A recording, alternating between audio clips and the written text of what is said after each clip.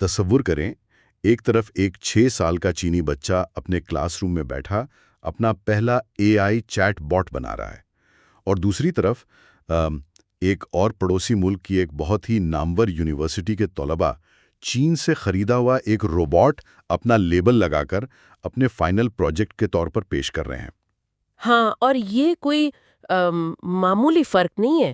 مطلب یہ صرف دو الگ واقعات نہیں ہیں، یہ ان ممالک کے معاشی مستقبل کا ایک بہت واضح ٹریلر ہے۔ بالکل، اور ہم سب کے خاندان میں کوئی نہ کوئی ایسا گریجویٹ ضرور ہوتا ہے جس کے پاس شاندار ڈگری تو ہے، لیکن مارکیٹ میں اس کی کوئی مانگ نہیں ہے۔ صحیح بات ہے، اور یہ اس کی کوئی انفرادی ناکامی نہیں ہے۔ ہاں، یہ اس تعلیمی مشینری کا نقص ہے جس میں اسے ڈالا گیا تھا، اور آج ہم جن ذرائع کو کھنگال رہے ہیں نا، وہ اسی پیچیدہ مشینری کو کھول کر ہمارے سامنے رکھ دیتے ہیں۔ بالکل۔ ہمارے پاس محمد فاروق راشد کا ایک بہت گہرا تجزیاتی مضمون ہے جو چین، بھارت اور پاکستان کی تعلیمی پالیسیز کا پردہ چاک کرتا ہے، اور اس کے ساتھ سنسکرتی آئی ایس کی ایک تہلکہ خیز پریزنٹیشن ہے۔ ہاں، وہ پریزنٹیشن تو واقعی آنکھیں کھول دینے والی ہے۔ وہ بتاتی ہے کہ مصنوعی ذہانت یا اے آئی کے دور میں تعلیمی نظام کیسے راتوں رات بدل رہے ہیں۔ ایگزیکٹلی۔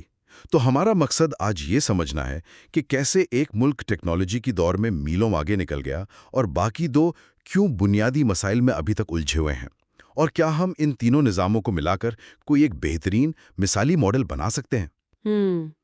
یہ سمجھنے کے لیے ہمیں تھوڑا پیچھے جانا ہوگا، مطلب ان کے راستوں کے الگ ہونے کے مقام پر۔ 1947 میں بھارت اور 1949 میں چین نے جب اپنا نیا سفر شروع کیا تو ان کی معاشی اور سماجی حالات حیرت انگیز طور پر ایک جیسی تھیں۔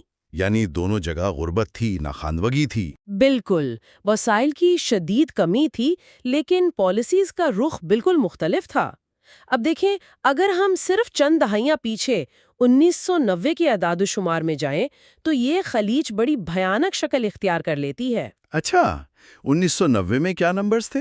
1990 میں جب ٹیکنالوجی کا پہلا عروج شروع ہو رہا تھا تو چین کی شرح خواندگی یعنی لٹریسی ریٹ صرف 67% تک پہنچ چکی تھی۔ انہوں نے اپنی پوری توجہ نچلی سطح پر دی تھی۔ یعنی دیہاتی علاقوں میں اسکول بنائے اور عوام کو بنیادی پڑھائی لکھائی سکھائی۔ ہاں، اور اسی دور میں بھارت کی شرح خواندگی لگ بھگ 48% کے آس پاس تھی۔ اب یہ فرق صرف ہندسوں کا نہیں تھا۔ ظاہر ہے، یہ اس بات کا تعین کر رہا تھا کہ کس ملک کی کتنی بڑی آبادی گلوبل اکانومی میں حصہ لینے کے لیے تیار ہے، اور اس بنیاد کا اثر ہمیں آج نظر آتا ہے۔ مطلب راشد صاحب کے مضمون میں 2019 کی جی ڈی پی کی جو اعداد و شمار ہیں، وہ تو بس دماغ سن کر دینے والے ہیں۔ ہاں، وہ واقعی حیران کن ہے۔ ایک ہی وقت میں سفر شروع کرنے والا بھارت 2019 میں $3.39 ٹریلین کی معیشت تھا، جبکہ چین 17.96 ٹریلین کے ایک ناقابل یقین پہاڑ پر کھڑا تھا۔ بالکل، اور اس کے پیچھے سارا کھیل وسائل کی تقسیم کا ہے۔ وہی نا، بھارت کا موجودہ تعلیمی بجٹ لگ بھگ $18 بلین ہے۔ اب بظاہر تو یہ ایک بڑی رقم لگتی ہے، لیکن ذرا چین کو دیکھیں۔ چین صحت اور تعلیم کو ملا کر لگ بھگ $890 بلین خرچ کر رہا ہے۔ 890 بلین، اور اس میں سے خالصتاً تعلیم پر لگنے والی رقم $130 بلین سے بھی اوپر ہے۔ صحیح کہا آپ نے۔ یہاں ایک دلچسپ تشبیہ ذہن میں آتی ہے۔ دو پودے جو ایک ہی وقت میں لگائے گئے تھے، آج ایک عالمی منڈی پر سایہ فغان ہے، جبکہ دوسرا ابھی بھی پانی کی تلاش میں ہے۔ بہت خوب۔ لیکن ایک سوال ہے، بھارت کے پاس نوجوانوں کی اتنی بڑی آبادی ہے جسے ہم ڈیموگرافک ڈیویڈنڈ کہتے ہیں۔ یہ نوجوان تو ایک قدرتی ایندھن ہے نا؟ بالکل ہے۔ پھر اتنی بڑی ورک فورس ہونے کے باوجود بھارت کا نظام وہ نتائج کیوں نہیں دے پا رہا جو چین دے رہا ہے؟ کیونکہ بھارت کا نظام اس ایندھن کو درست انجن میں ڈالنے کے بجائے اسے ضائع کر رہا ہے۔ دیکھیں، وسائل کا ہونا اور ان کا درست استعمال ہونا، یہ دونوں الگ باتیں ہیں۔ ہاں، یہ تو ہے۔ بھارت کے تعلیمی ڈھانچے میں پالیسی اور زمینی حقیقت کے درمیان ایک ایسا تضاد ہے جو ہر اچھی نیت کو کھا جاتا ہے۔ اب کاغذوں پر دیکھیں تو بھارت کی نیشنل ایجوکیشن پالیسی یعنی NEP 2020 ایک کمال کا ویژن ہے۔ ہاں، اس میں تو رٹے کو ختم کرنے اور ملٹی ڈسپلنری تعلیم لانے کی بات کی گئی ہے۔ بالکل، یہ پالیسی کہتی ہے کہ بچوں کو سوچنا سکھائیں، لیکن جب آپ دہلی یا ممبئی سے باہر نکل کر دیہی یا نیم شہری علاقوں میں جاتے ہیں نا، تو حقیقت کچھ اور ہی ہے۔ واقعی کیا حقیقت ہے وہاں کی؟ معاشرے میں آج بھی صرف نمبروں کی پرستش کی جاتی ہے۔ والدین کا دباؤ ہوتا ہے کہ بچہ صرف فزکس، کیمسٹری اور میتھس یعنی PCM پڑھے۔ اچھا، یہ PCM کا جو جنون ہے نا، میرا ماننا ہے کہ اس کی وجہ بھی ایک طرح کا معاشی خوف ہے۔ والدین کو لگتا ہے کہ اگر بچہ انجینئر یا ڈاکٹر نہ بنا تو وہ غربت کے اسی چکر میں پھنس جائے گا جس سے وہ نکلنے کی کوشش کر رہے ہیں۔ بالکل، ان کا ڈر اپنی جگہ جائز ہے۔ اور اسی خوف کی وجہ سے آرٹس، ہیومینٹیز اور خاص طور پر ووکیشنل تعلیم جسے ہم ہنرمندی کہتے ہیں، اسے بہت کمتر سمجھا جاتا ہے۔ اور پھر جب ہم سرکاری اسکولوں کی بات کرتے ہیں تو ذرائع کے مطابق دیہی علاقوں میں ڈراپ آؤٹ کی شرح 67% ہے۔ باپ رے! مطلب 100 میں سے 67 بچے اسکول چھوڑ دیتے ہیں۔ ہاں، یہ اسی بجٹ کا المیہ ہے جس کا میں ذکر کر رہا تھا۔ اربوں ڈالر کے بجٹ کے باوجود بچوں کے لیے پینے کا صاف پانی نہیں ہے، لڑکیوں کے لیے الگ ٹوائلٹس نہیں ہیں، بجلی نہیں ہے۔ ظاہر ہے۔ اب ایک بچہ جس کے اسکول میں چھت ٹپک رہی ہو، وہ کیا ملٹی ڈسپلینری تعلیم حاصل کرے گا؟ صحیح بات ہے۔ یہی وہ بنیادی خامی ہے جو اس سارے نظام کو کھوکھلا کر رہی ہے، اور اس میں تعلیمی بورڈز کا بھی بہت بڑا ہاتھ ہے۔ وہ کیسے؟ سنسکرتی IAS اور راشد صاحب کے تجزیے میں UP بورڈ اور CBSE کا بہت واضح موازنہ کیا گیا ہے۔ UP بورڈ، جو بھارت کی سب سے بڑی آبادی والے صوبے کا بورڈ ہے، وہاں سے ہر سال لاکھوں بچے میٹرک اور انٹر پاس کرتے ہیں۔ کوانٹٹی تو بہت بڑی ہے۔ ہاں، لیکن امتحان کا طریقہ کار آج بھی یادداشت یا رٹے پر مبنی ہے۔ طالب علم یہ تو رٹ لیتا ہے کہ نیوٹن کا قانون کیا ہے، لیکن وہ یہ نہیں سمجھتا کہ اس قانون کو استعمال کر کے کوئی مشین کیسے بنانی ہے۔ جبکہ CBSE میں پھر بھی کچھ حد تک انالیٹیکل سوچ پر زور دیا جاتا ہے۔ بالکل، اصل میں اس نظام کی جڑیں برطانوی دور میں پیوست ہیں۔ انگریزوں نے جو نظام بنایا تھا نا، اس کا مقصد موجود یا سائنسدان پیدا کرنا نہیں تھا۔ انہیں تو کلرک چاہیے تھے۔ ایگزیکٹلی، درمیانی درجے کے کلرک جو دفتری نظام چلا سکیں۔ آزادی کے بعد بھارت نے اس بنیادی فیکٹری کو ٹھیک کرنے کے بجائے سیدھا اعلیٰ تعلیم پر زور دے دیا۔ یعنی IITs اور IIMs بنا دیے۔ ہاں، اعلیٰ ادارے بنا دیے گئے، لیکن جو نرسری تھی، جو پرائمری اسکول تھے، وہ اسی کلرک مائنڈ سیٹ پر چلتے رہے۔ مطلب عمارت کی چھت پر سنگ مرمر لگا دیا، لیکن بنیادیں ریت پر کھڑی کر دیں۔ بہت خوب، بالکل ایسا ہی ہے۔ اگر ہم اسی تناظر میں پاکستان کے ماڈل کو دیکھیں تو وہاں بھی صورتحال ملتی جلتی ہی ہے، لیکن وہاں کے چیلنجز کا رنگ تھوڑا الگ ہے۔ ہاں، وہاں کیا ہو رہا ہے آج کل؟ پاکستان اس وقت سنگل نیشنل کریکولم یا یکساں قومی نصاب کے ذریعے نظام کو سدھارنے کی کوشش کر رہا ہے۔ اس کا مقصد بظاہر بہت دلکش ہے۔ یعنی امیر اور غریب کے لیے ایک ہی نصاب؟ بالکل، پورے ملک میں سرکاری اور نجی اسکولوں کے لیے ایک ہی نصاب ہو، جس میں دینی اور اخلاقی اقدار کی تربیت ہو اور ہر بچے کو بنیادی خواندگی مل سکے۔ لا شبہ بہت مضبوط ہے، اور کسی بھی قوم کو ایک لڑی میں پیرونے کے لیے ایسی مشترکہ اقدار کا ہونا ضروری بھی ہے۔ لیکن پاکستان کا المیہ یہ ہے کہ وہ ایک شاندار کتاب چھاپ کر سمجھ رہے ہیں کہ تعلیم مکمل ہو گئی۔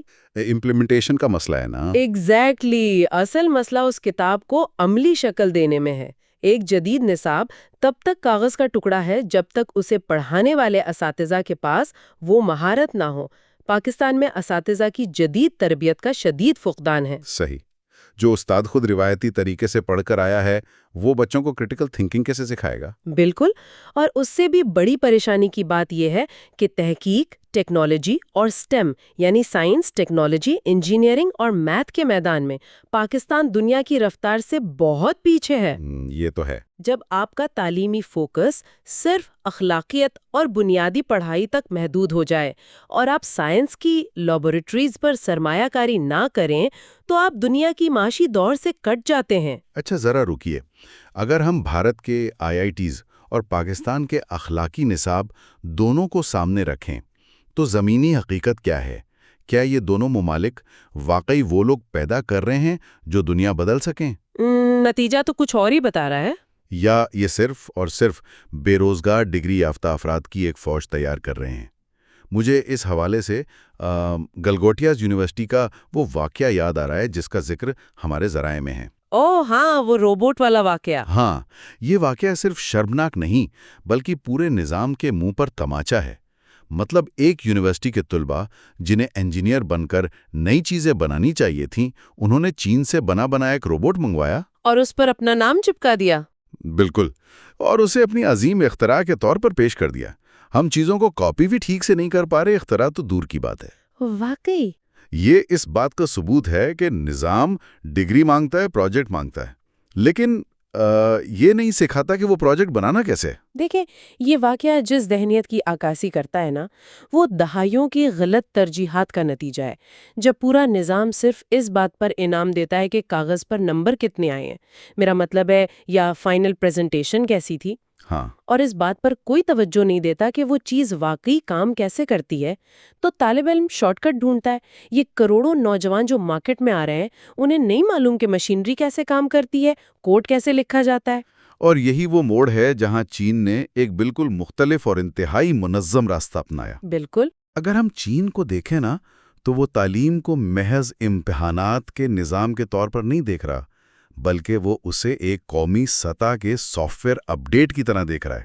سافٹ ویئر اپ ڈیٹ، یہ اچھی تشبیہ ہے۔ ہاں، اور یہ اپ ڈیٹ وہ انتہائی سختی کے ساتھ ہر شہری کے ذہن میں انسٹال کر رہے ہیں۔ ان کا نظام مکمل طور پہ سینٹرلائزڈ ہے۔ 90% سے زیادہ اسکول سرکاری ہیں، لیکن ان کی کوالٹی میں کوئی سمجھوتا نہیں کیا گیا۔ اور انہوں نے یہ سافٹ ویئر اپ ڈیٹ آج سے نہیں، سالوں پہلے سے شروع کر دیا تھا۔ چین کی اس بے مثال ترقی کا راز ان کی دور اندیشی میں چھپا ہے۔ وہ کب سے شروع کیا انہوں نے؟ انہوں نے 2009 سے بھی بہت پہلے یہ محسوس کر لیا تھا کہ معیشت کا پہیہ صرف پی ایچ ڈی اسکالرز نہیں چلا سکتے۔ انہیں فیکٹریوں کے لیے ماہر الیکٹریشنز، پلمبرز اور مشین آپریٹرز چاہیے تھے۔ اچھا، جب بھارت اور پاکستان نے ووکیشنل ٹریننگ کو پڑھائی میں کمزور بچوں کا آخری ٹھکانہ سمجھا جاتا تھا۔ بالکل، اسی وقت چین نے اسے ایک باعزت اور منافع بخش کریئر بنا دیا۔ انہوں نے اربوں ڈالر لگا کر ایسی جدید لیبز بنائیں جو براہ راست انڈسٹری کے ساتھ منسلک تھیں۔ اور نتیجہ یہ نکلا کہ وہ دنیا کی فیکٹری بن گئے۔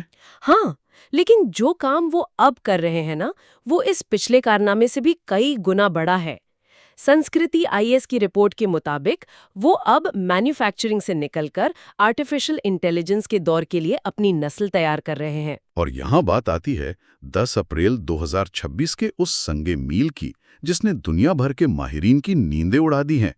چین نے اپنی تعلیم کا مکمل اوور ہال، یعنی پورا ڈھانچہ تبدیل کرنے کا ایک جارحانہ منصوبہ شروع کیا ہے۔ ہاں، میں نے پڑھا ہے اس بارے میں۔ انہوں نے لیول 1 کے بچوں کے لیے AI لازمی قرار دیا ہے نا؟ بالکل، 6 سال کی عمر کے بچے، مطلب جو گریڈ 1 میں ہوتے ہیں۔